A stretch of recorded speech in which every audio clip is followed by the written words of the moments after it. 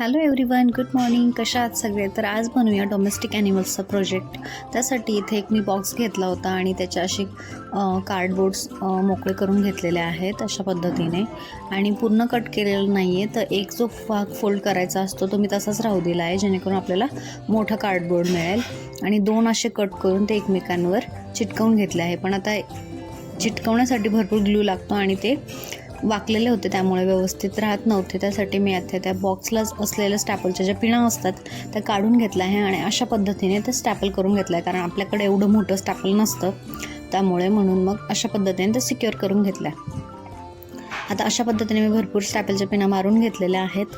आणि आता घेते एक ग्रीन कलरचा पेपर आणि तो अशा पद्धतीने आपल्याला याच्यावर चिटकवून घ्यायचा आहे. आणि एक्स्ट्राचा जो पेपर असेल तो कट करून घ्यायचा आहे आणि चारही बाजूंनी व्यवस्थित आपल्याला त्याला चिटकवून घ्यायचं आहे, जेणेकरून आपल्याला ग्रीन हा बेस मिळेल. आणि याच्यावर आपल्याला आता प्रोजेक्ट बनवायचा आहे. तर आता मस्त माझा बेस तयार झाला आहे, ज्याला थोडीशी हाईट आहे 2 हे असल्यामुळे. आता मी छोटे छोटे घरं बनवून घेतले आहे. हे सगळे ॲनिमल्सचे आपल्याला घरं बनवायचे आहेत. आणि छतासाठी बॉक्सचा जो उरलेला भाग होता त्याचा मी दोघं साईडचा सरळ पुठ्ठा काढून घेतला आहे आणि त्याच्या मध्ये असा लायनिंगचा पुठ्ठा मिळतो आपल्याला, त्याच्याने छतं बनवून घेतलं आहे. आणि छतांना आणि सगळ्या घरांना मस्त छान कलर करून घेतलेला आहे. दारं खिडक्या वगैरे असं देखील काढून घेतलेलं आहे. आणि कशाचं घर आहे, कोण म्हणजे कॅटचं डॉगचं असं मेन्शन देखील केलेलं आहे. इथे मी कॅमल वगैरे हॉर्स वगैरे सगळ्यांचे घरं बनवलेले आहेत अशा पद्धतीने. आणि आपण जे कार्डबोर्ड म्हणजे बॉक्स घेतले होते त्याचे 2 असल्याने त्याला छान हाईट मिळालेली आहे. आणि त्याच्यावर मग मी थोडे होल्स केले आणि तिथे मी अशा ज्या आपल्या आईस्क्रीम स्टिक्स असतात त्या चिटकवून मध्ये खोचून चिटकवून घेतलेल्या आहेत. आणि त्यावर आपल्याला आता पूर्ण कंपाऊंड बनवायचं आहे. इथे मी खराड्याच्या काड्या यूज केलेल्या आहेत आणि त्याच्याने आता कंपाऊंड बनवून घेतलं. आणि सगळ्या घरांच्या आम्ही अशा पोझिशन सेट करून घेतला आहे, कुठे काय असेल असं म्हणून. आणि फार्म हाऊसपासून तर गेटपर्यंत छान असा रस्ता बनवून घेतलेला आहे. त्यावर असे खडे चिटकवतो आहे. असं खूप छान इथे कामं करते आहे, कारण तिचाच प्रोजेक्ट आहे म्हणून. आणि आपण मुलांना जर थोडं एनकरेज करून आपणही इंटरेस्ट घेऊन जर असं काही केलं तर त्यांना पण खूप मजा येते आणि खूप ते एंटरटेनिंग आणि म्हणजे खेळता खेळता खूप छान काम करतात. त्यामुळे आपण जर कंटाळा केला तर तेही कंटाळा करतात आणि मग ते लाईफ टाईम त्यांना असं प्रोजेक्ट वगैरेचं काम आलं की त्यांना कंटाळवाणं वाटतं. नंतर एका पॉन्डच्या आकाराचा मी पेपर कट करून त्याला ब्लू कलर दिला आणि त्याला देखील अशा पद्धतीने चिटकवून घेतला आहे. आणि त्याच्याही आजूबाजू मस्त खडे चिटकवून घेतलेले आहेत. आता ग्लूमध्ये थोडंसं पाणी मिक्स करून अशा पद्धतीने रस्त्याला लावून घेतलं आणि त्याच्यावर आपली जी बारीक माती असते ती अशा पद्धतीने रांगोळीसारखी मस्त छान चिटकवून घेतली, एक छान रस्त्याचा इफेक्ट देण्यासाठी.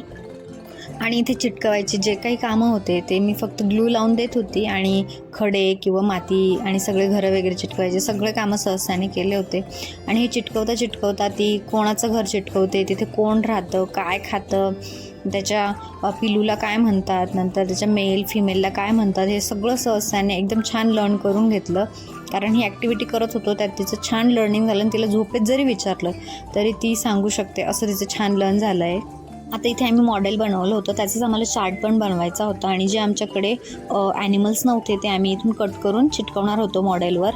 त्यासाठी मी इथे आधी इमेज डाउनलोड करून घेतल्या होत्या आणि त्यांना आपल्याला ऑनलाईन जाऊन HD कन्वर्ट करून मग आपल्याला त्याच्या प्रिंट काढायच्या आहेत, जेणेकरून इमेज क्लिअर दिसेल. आणि काही मी ChatGPT देखील बनवून घेतलेल्या होत्या. आता या सगळ्या मी आधी कट करून घेणार आहे आणि जे आमच्याकडे ॲनिमल्स नाही आहे त्याचे त्या आकारानुसार कट करून मग ते आम्ही मॉडेलवर चिटकवणार आहोत.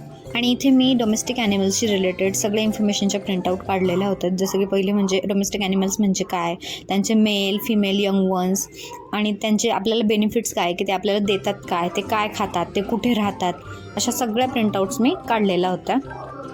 आणि आता या मी एका पोस्टरवर चिटकवणार होती, जेणेकरून तिला एकाच प्रोजेक्टमध्ये सगळं काही कळेल.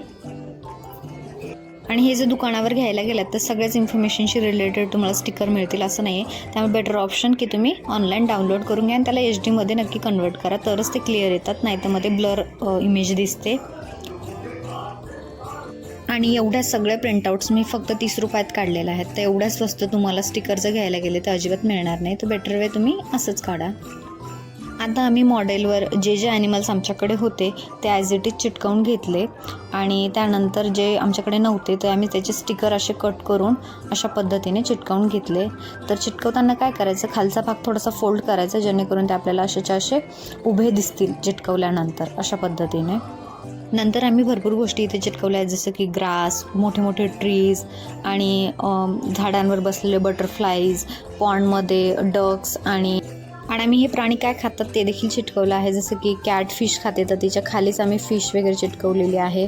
नंतर आमच्या इथे पिग कॉर्न्स खातो तर ते आम्ही चिटकवलेले होते, जेणेकरून त्यांना काय खातात ते पण कळेल.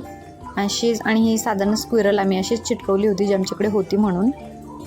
आणि अशा पद्धतीने एकदम छान असा आम्ही प्रोजेक्ट बनवला आणि याक वगैरे असे फिरताना देखील दाखवले. आता पुढे गेटवर लेबल करायचं होतं, त्यासाठी मी इथे मी मोठ्या आईस्क्रीमच्या स्टिक चिटकवलेल्या होत्या, जेणेकरून त्याची हाईट मोठी दिसेल.